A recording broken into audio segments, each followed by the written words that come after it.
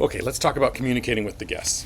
Number one, always keep it in Airbnb, unless it is some strange thing you need to help with check-in or something that you have to move over to WhatsApp or an actual telephone call. But try to keep everything in Airbnb, and we only use Airbnb, and this is why.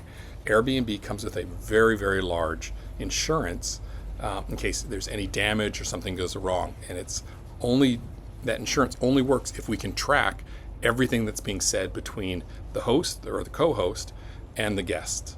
Okay, so if you, let's say the guest comes on and says, "Hey, the hot water doesn't seem to be working," and they send that through Airbnb, and then you switch over to WhatsApp and you talk to them like, "Hey, we're gonna have someone come and check on it." Oh, and then the person comes and they fix it or relight the pilot light or whatever, and everything's resolved. But all of that was taking place on WhatsApp.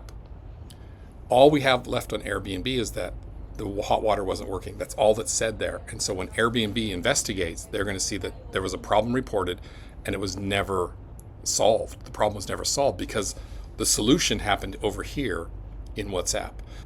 So let me just really, emphasize this, especially with anything that might be a problem.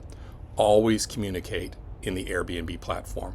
The only time you ever should leave and go over to WhatsApp is if maybe something with check-in, if it's easier for the guests to check in. But we're trying to do more and more self-check-ins with our properties. So, and even then, it's just like you're in, and then make sure to send something in the Airbnb app saying, "Hey, it's so good that you got checked in on time," so that is a log in the Airbnb app. So if anything's ever investigated, then there's a record of that in the Airbnb app. So we always do that. Now, another side of communication is just very professional. We're friendly, but we're professional with our guests.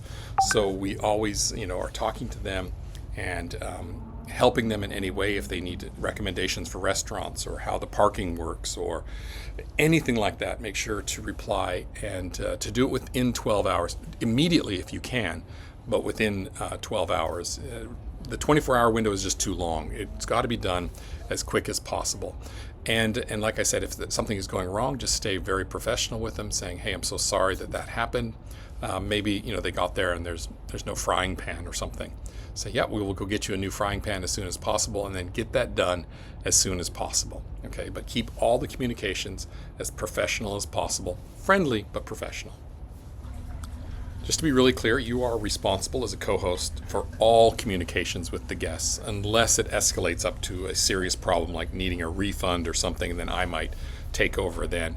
So you do all the check-in, check-out, you write the reviews. It doesn't have to be very much, just a simple review that you write like, "Hey, so-and-so was a great guest. We'd love to have them back again sometime." It just has to be that. So nothing really hard there.